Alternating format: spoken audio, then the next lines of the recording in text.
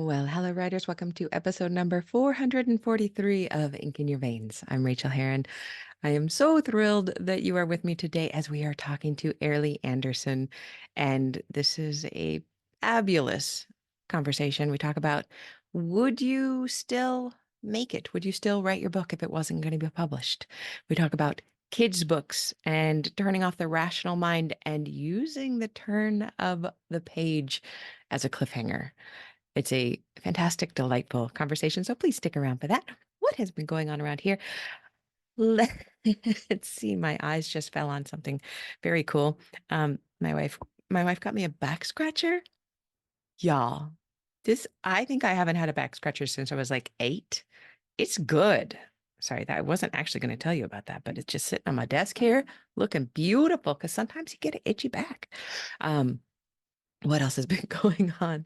I've been still swimming. I have been into the water. It is now 13.8 degrees Celsius, which I don't know what that is in Fahrenheit, but it's cold, probably low 50s, mid 50s, something like that is a guess. And still loving it. And I have been writing about that a bit. I can't remember if I've talked about it here on the show. I have been re-diagnosed with cold-induced urticaria. So it is true that I get hives from the cold, exercising when it's cold. I need to take antihistamines before I go in the water, and I have to carry an EpiPen. So it's really a, a silly thing to love, but I love it so much. There's something about getting in that cold water that pushes everything else away. And when I come out, definitely a dopamine high that I truly enjoy. And recently I've been going with friends, and then we go get coffee afterwards, and it's great. So that's been making me pretty joyful. Ooh, a tui just flew up and perched on the roof above me. Apparently I'm just going stream of conscious now, but I should tell you about writing. What's been going on? The epilogue for Unstuck is done. Yay. So that will be getting added to the book. I'm really happy with how it turned out. I'm not going to send it to the Patreon. It is just for Unstuck, just for that. Usually I like to just try to send everything to the Patreon. Or should I? That's an interesting question. No, because everyone will get the book anyway. So, um, happy with the way it turned out. It really is a piece in which I talk about having to learn over and over and over and over and over again that there is no right way to do anything. There's no formula, there's no recipe. There are just systems that we can learn about and understand for ourselves, and then we can do our best and we can let go of the rest of the stress, let go of the rest of control.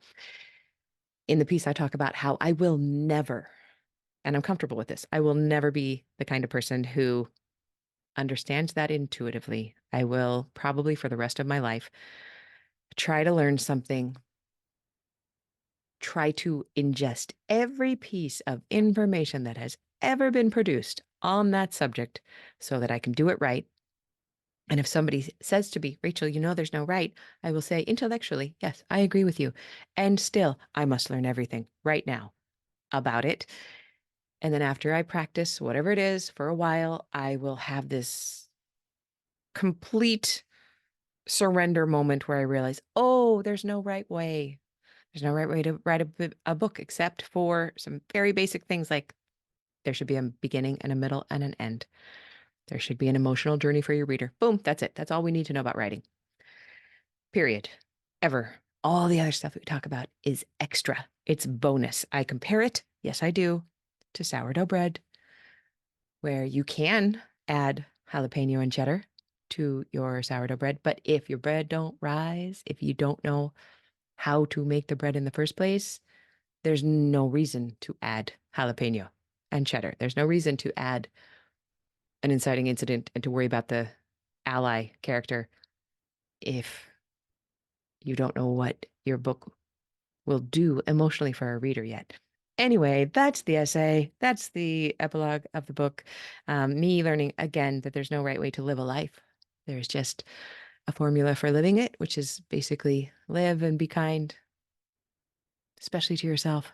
There, boom, everything else is extra. Great. And what else?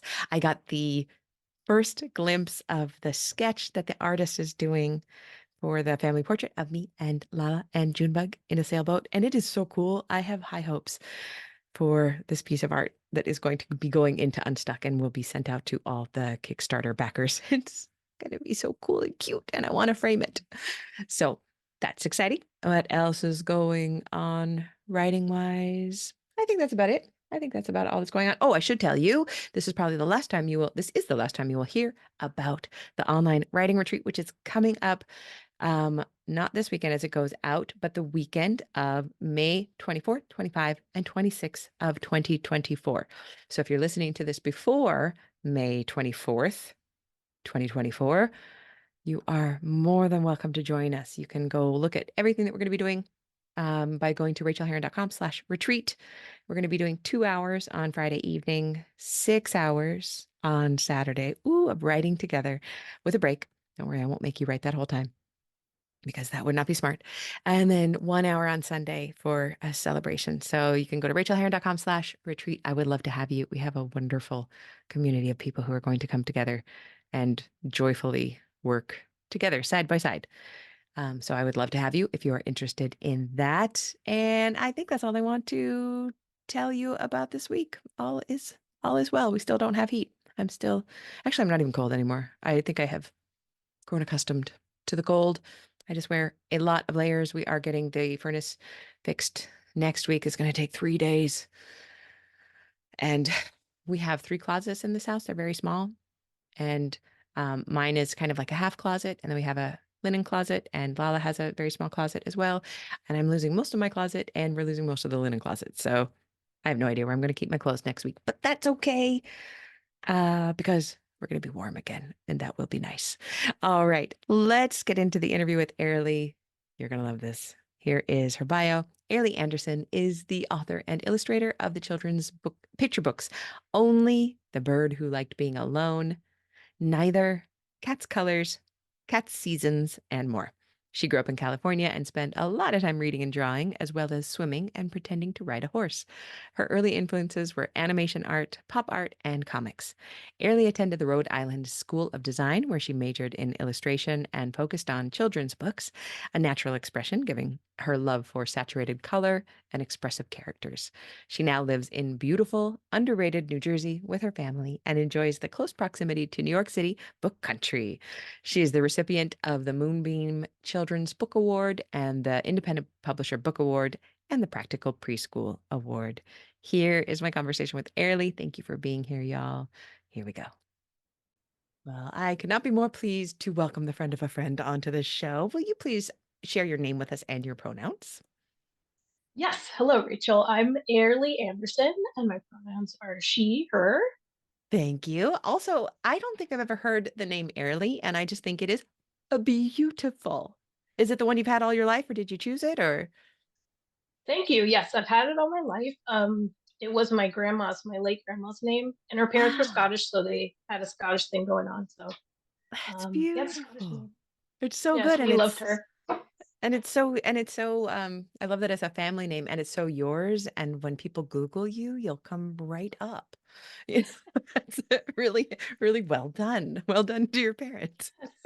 I did say thank you to my parents for the SEO, you know, of Glad my they were name. thinking about that before it was a They thing. were Yeah. way before it was a thing.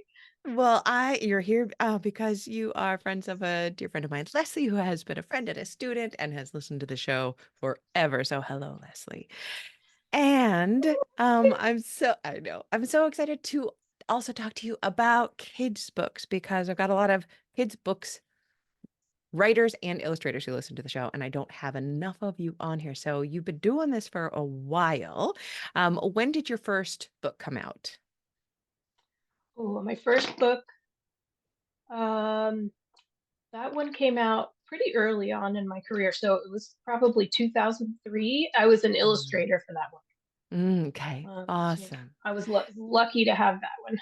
And how many books have you put out? I looked at your webpage on Amazon, and it seems like a lot. It's several. I have right now as an author illustrator, which is usually the ones that I talk about the most. It's five. So the Ooh. ones that I wrote and illustrated are five. Oh, that is so cool. And your most recent one is Only, and I can't wait to talk more about Yes. that. But right now, I would love to talk about, usually I ask about the writing process, but I want to kind of open it to when you are a writer who also illustrates. Please tell me, I know everybody's different, but please tell me for you, what comes first or what comes second? Do you write and then illustrate? Do you illustrate and then write? Do you doodle and find idea? How do you do it?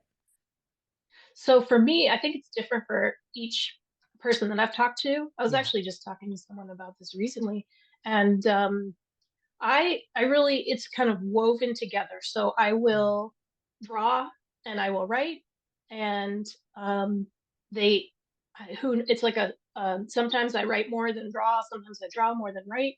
But I used to try to write it as if I was a writer who is separate from the person drawing, Hmm. and that didn't work for me. And that is how some people really love to do it. And but it I felt it was too separate for me. So um, ever since I tried that, I went to drawing and illustrating all together in a big mushy mush. Oh, is there a part of the process that you like better than other parts? Yes, I would say definitely. I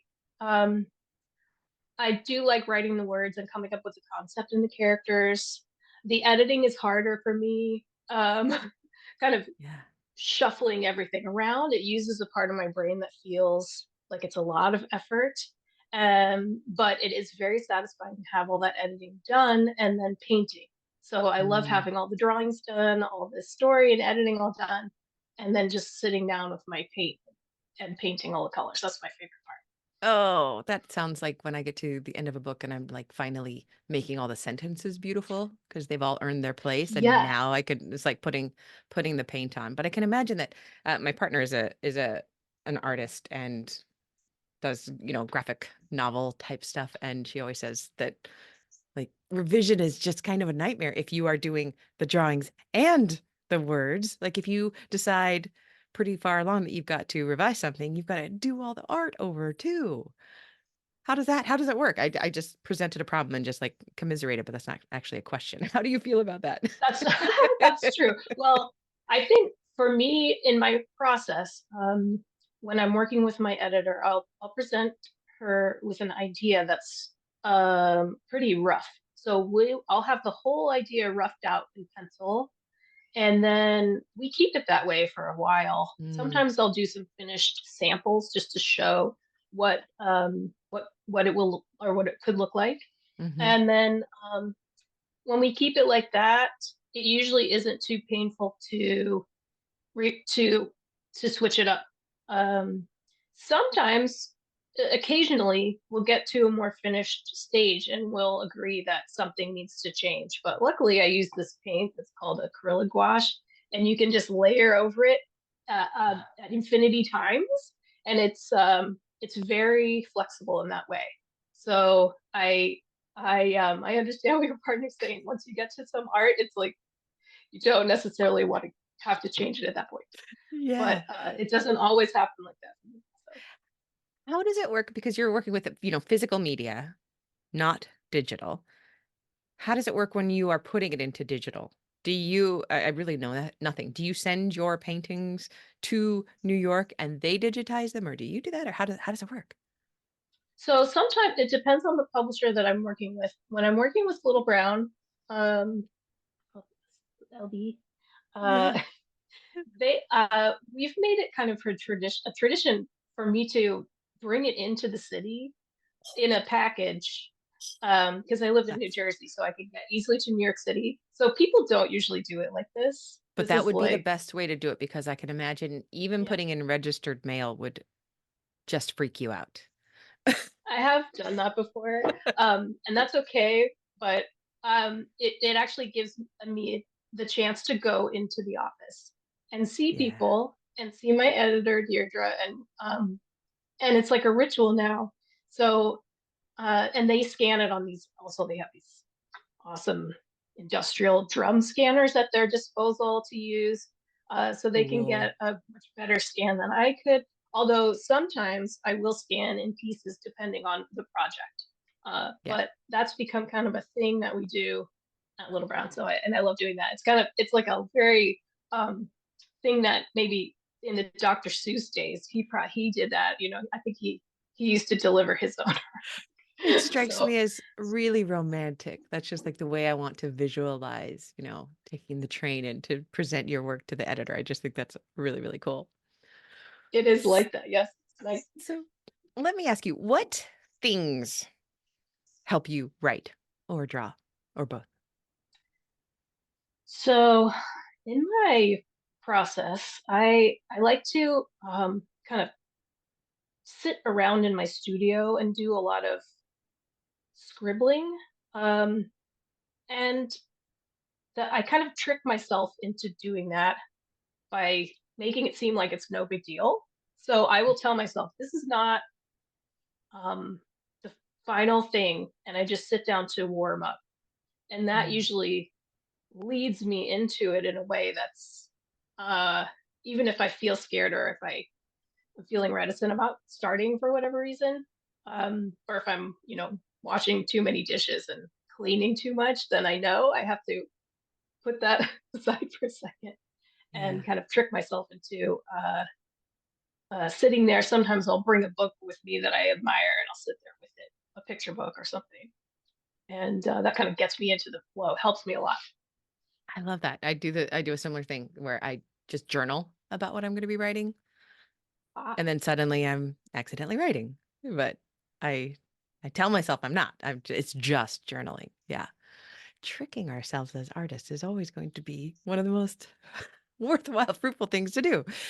What is the I most like that. exciting thing that you've ever realized about your writing process or your art process? So yeah, exciting.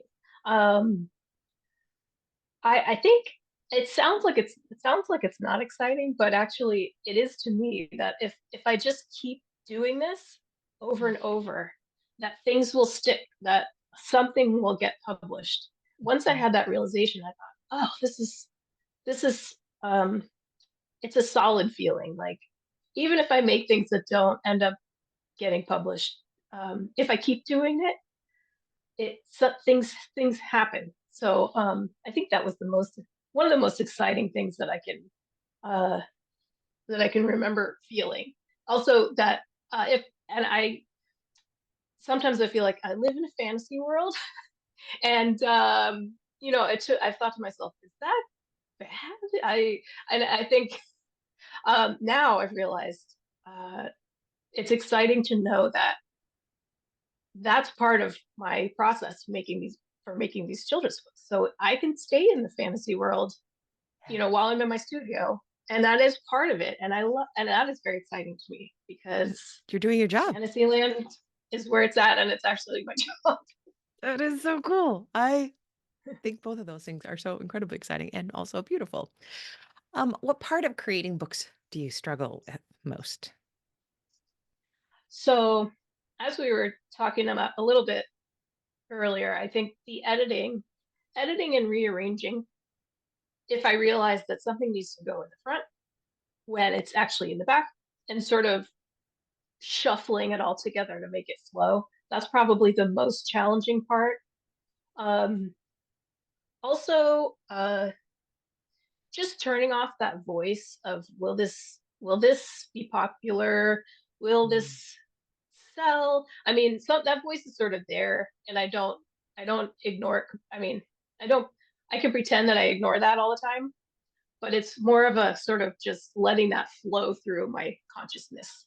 Like, oh, Mm, that's that thought. I'm hmm, just gonna keep drawing this bunny that I really like.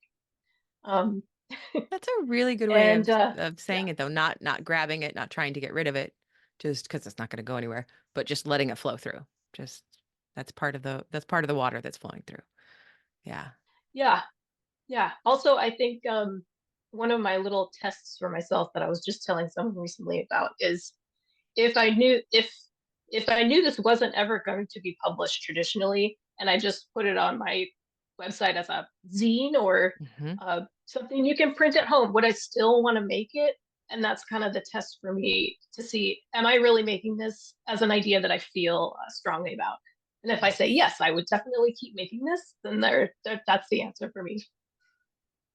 What a great specific test of what you're doing. That is really, really concrete. I really like that. And I agree. I could not agree more. Speaking of amazing tips, can you share a craft tip of any sort with us? Yes, craft. I love that word because it makes me feel like I'm in the actor's studio or something. Yeah, exactly, You know, exactly. I love Yeah. that. I love that whole thing. For picture books, I would say Hmm. one of my favorite things that I learned, I think I learned it at a Society for Children's Book Writers and Illustrators conference, or I learned it before, but then it came to the forefront of my mind in one of those conferences, which are really fun, by the way. And it's that you can use the page turn like a dramatic element. So Ooh, in yeah. picture books, so this is my book Neither. So you can see, hopefully, it Yeah, yeah. says, once upon a time there were two kinds, this and that, these and those. And every time listeners, she turns the Yeah, page, we're seeing bunnies and birds, and the bunnies are blue, the birds are yellow, one or the other, until one ooh, and the yeah. other until, and we see a green egg, and there's sort of this lineup of the birds and bunnies. And And the then we turn until the is page followed with an ellipsis until dot dot dot. until honk. So as we turn the page, there's this reveal, which is sort of like the curtain rising, or Yes. And then we in a see a green movie, bird bunny thing, right? then there's a green Fella. bird bunny combo on the next Oh, page. revealed. So it's almost So like you almost use it as a mini cliffhanger. Like you're that's building, right. building until dot dot Mhm. dot, and they must turn the page to see you've told them Yes, something is coming. something is coming, and the person reading the book can also pause. It's a cue to them that something is coming. So it's something that I think I knew. I knew sort of it was something that I had internalized, but until someone said it Yeah. in clear terms like that, I didn't think about it in it as like a craft thing. Yeah. So, and now, of course, after having written a bunch of them, that's essential. It's part of how I lay it all out. But it's fun because And then, you and the kids are listening, they're waiting. They go, their this is eyes a get reveal. big. Yeah, And we yeah, do this as adults too. Like we see these kind of things in storytelling. And that's beautiful. What about a mindset tip that has helped you in the past?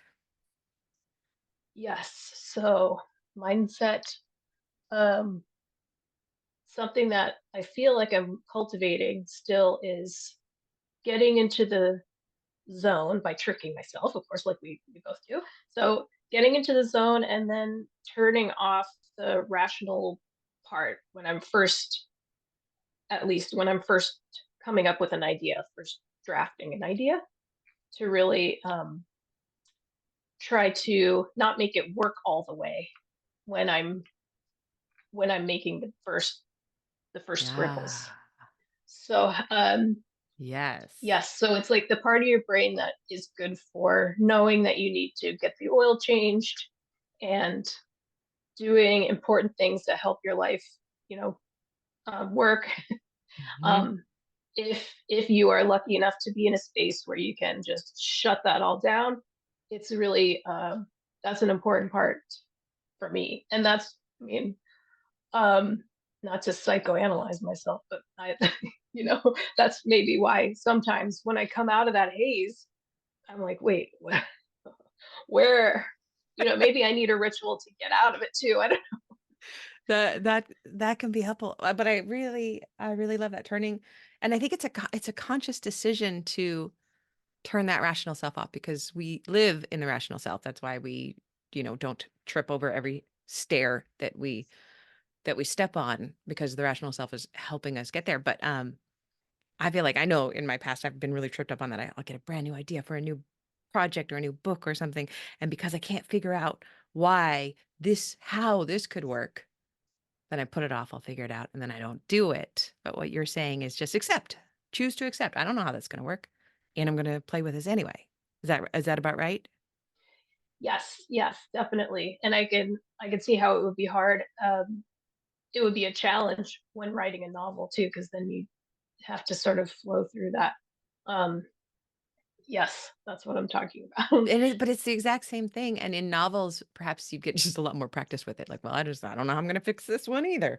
Um, but yeah, and to not to go too vague or too off track with it, but last night I was deciding to build this little, tiny console table behind our couch because it's pushed up against an outlet, and I would love to have a little board that we could rest our drinks on and have our chargers come up through. And then I couldn't even start to think about how I would build it until I figured out what I would put through the wood to bring the cord through. And I did have this concrete thought, which was like, Rachel, you don't have to figure this out right now. It's 10:30 at night. You can still move forward with building this, but that is a thing that kind of stops us sometimes if we don't have everything figured out. So that is a fantastic reminder to us that just do it, just work, just play, figure it all out Yes, later. yeah. And then you can refine and make everything beautiful. And yes, oh, here's Colden, my son, is here Hello. with the guinea pig. He's making a cameo. Guinea pig cameo. And if you can hear, listeners, the squeaking in the background, that is the guinea pig. What is it? Is that Luna? This That's is Luna.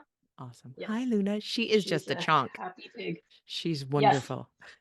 she is. We I'm not love her so I'm not even an artist, and she makes me want to draw a guinea pig. it's easy. Just like Mama, can I have like a bonus sorry. minutes of Minecraft? What's that? Bonus few bonus minutes. Oh yes. There you We are in life, and I love that. And your child go. is Yes, very, and very cute. May I ask you, what is the kindest thing you've ever done for yourself as a writer? kindest thing. Oh, I think the kindest thing I can do for myself that I can think of is to not to try to not pay attention to reviews.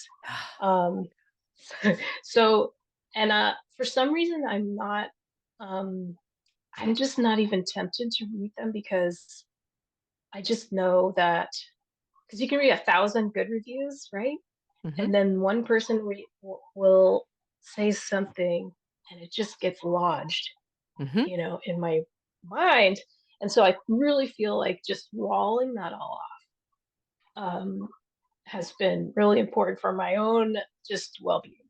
I Um, am 100% with you. Do you think that that's a thing that people have to?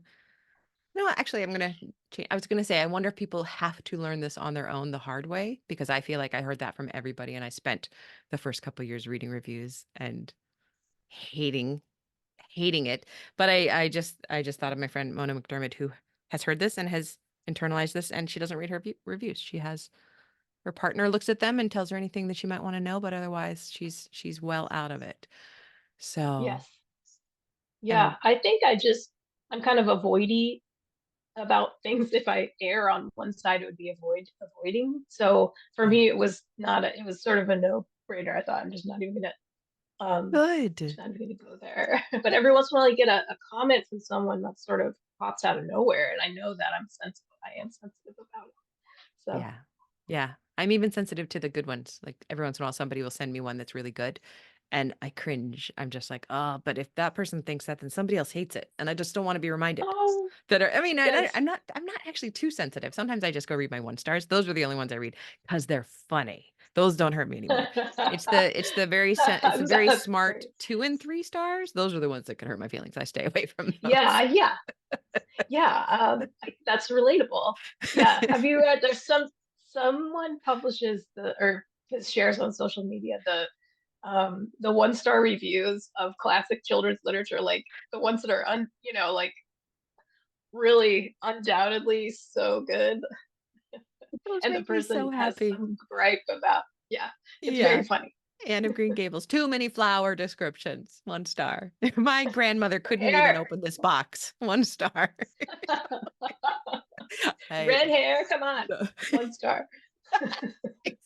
Carrots. That's hilarious. Carrots. All right. What is the best book that you've read recently, and why did you love it? Okay. I I have been reading a lot. I read a lot of books that are not children's books, Mhm. as well as children's books. So I thought I'd mention the one that really stood out to me that was a book for adults. I don't think an Yes, adult book please. because that makes it sound, Right. like They're a not. different genre. I Right. mean, you know what I mean. I So do. there's a book called Don't Think, Dear, on Loving and Leaving Ballet. And it's by Alice Robb, and it's her reflection on her ballet career.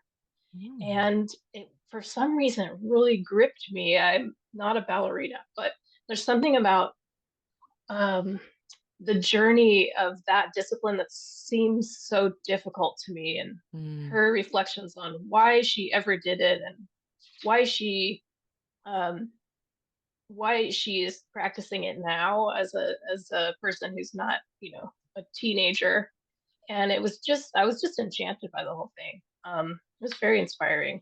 That sounds And wonderful. yes, and yeah, so highly recommend if you have any interest in the sort of the ballet world.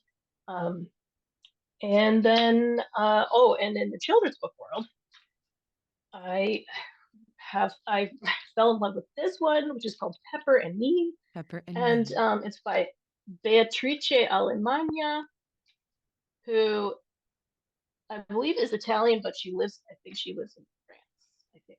Oh, I love But the she colors just in it. draws It's kind of these, grayscale, but there's a red-headed girl with a blue chair. So the girl is really highly colorized, purple skirt, green shirt. That's beautiful. yeah, and she uses colored pencil and watercolor and a bunch of other media. But it's about a scab, which sounds so strange. But I, leave it to Beatrice to make the most charming book you've ever read about a scab. And That's it's just sort of, amazing.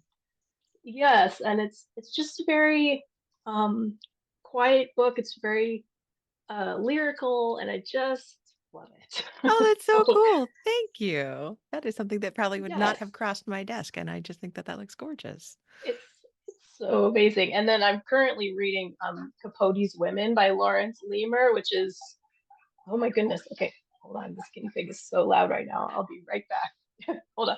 Fine. We don't we don't mind the noise. Okay, I'm back. I Um, love that. I love that. okay. So yes, I'm currently reading Oh, the book that the show that viewed Capote versus the Swans. I just am fascinated by Truman Capote and his whole jam. I just yeah. am eating it up. So that's And currently what I'm reading. that one has been on my list for a while. I'm glad you are enjoying it. I will get there. All right. May I Definitely. ask you to tell us about a moment that you knew you had ink in your veins? I love that. Um, the way you Ink or put that ink in your paint? We veins. can use either. Yeah, I love the name of this show. So yeah, I would say I had crayons in my veins like right away from the very beginning. I was just one of the kids who's just like, we were just on the floor, just drawing and drawing. And Leslie can tell you, I spent time at their house when I was little. I was just always just coloring and drawing. Oh, And but I think I knew when I had like picture book ink in my veins when I went to art school in Rhode Island, and there was a class, and it was called Picture and Word. And I really knew then that mm. this is what I want to be doing. This is what I want to be writing. So I just having my peers there in that class was just so much fun, and we just had a great time writing stories together. When you So find your that's probably it. community, then and they're doing the thing that you Yes, want to do. Yeah. yes. What a gorgeous moment. Okay, so you found your community, you do the work of your heart. Can you please tell us about your most recent release? Yes. So I have recently released this book called Only, the Bird Who Liked Being Alone. And Uh, it's on the cover is a red and pink polka dotted bird with a book. And I love that the bird is you polka can, dotted and that the bird is hanging out on the branch alone reading. That's me. That's me as a bird. yay. Yes, I'm glad that you could identify with this, Rachel. I wrote this story because I thought sometimes I really love solitude. Yeah. But then I think during the pandemic and the lockdown, I really started to appreciate how much I need to be around people. Hmm. So um, as writers, of course, we need to be able to tune in and turn off our brains and do that stuff alone. But I really wanted to write a book about both things. So Mm. hopefully that's what this one says. I've heard so many people say that they really identify with only the bird who like being alone because they get a little overwhelmed with lots of people around. You can see lots of birds on this page. Come play bird ball with us. And Only's eyes are big. Oh dear. I can't. Yes. So Oh, only that is builds a gorgeous. quiet nest. But I'm not gonna spoil the ending, but But perhaps they're it's not always hopefully alone in for the nest with the book. yes. So Yeah. hopefully there's something for everybody. People who like to be alone, people like to be together, etc. And what age is it for? About 4 to 6 or So 3 to 5, 3 to 6? preschool, yes. So it could be really little, Yeah. preschool, or you could read it to a baby if you wanted to. Yeah. But up to maybe 7, I Yeah. think, 7 Beautiful. plus. Although I always like to say, I never stopped reading picture books. I'm one of those people Yeah. who I still I go to just kind that of part of can't. the bookstore and look through them. So it's like, Yes, yeah. So it's it all could be for ages. We'll everybody, call it but it all is. ages. You can call it all ages, but specifically, I think up to about 7. And where can we find you? So my website is airlieanderson.com, and you can find me on all the channels, all the social medias, especially Instagram, and that's where I am. And my name on all those is Airlie Anderson. I am going to go follow you on Instagram immediately because it kind of remains my own last standing social media. So thank you so much for being on the show. Thank you for taking time out of your busy family evening. And I'm really glad I got to see the guinea pig too, and your son. I should have said your son first, Thank but the you guinea so pig's much. so fat and happy. I Well, just love I think she actually came into the screen. I think she came into the frame first. So just from the side. Yes. Thank you, or Airlie. This was delightful. thank you, Rachel. It's been my pleasure. Thank you very much.